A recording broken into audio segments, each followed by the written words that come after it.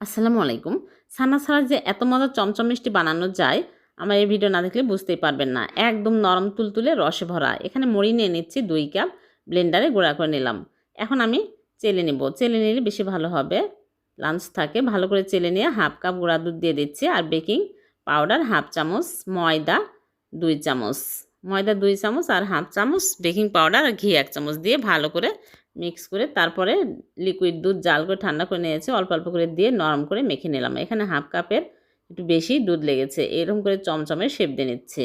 সবগুলো মিষ্টি আমি একদম মসৃণ করে বানিয়ে নিয়েছি। এখন এগুলো আমি তেলে ভেজে নেব। একদম হালকা গরম তেলের মধ্যে দিতে হবে।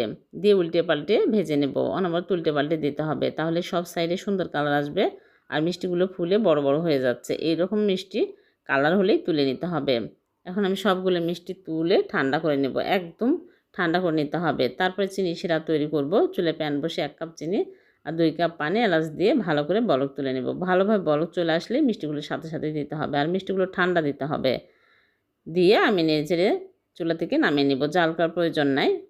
তারপরে ঢেকে রেখে দেবো 2 ঘন্টা। 2 ঘন্টা পর মিষ্টিগুলো পরিবেশন করে আপনাদেরকে দেখাচ্ছি। একদম রসকে রসে টইটুম্বর হয়ে গেছে। উপর দিয়ে মাওয়া দিয়ে ছিটিয়ে দিয়ে সাজিয়ে নিলাম। হয়ে গেল মুড়ির নরম তুলতুলে চমচম মিষ্টি। এভাবে বানিয়ে দেখবেন, খেতে দারুণ টেস্টি।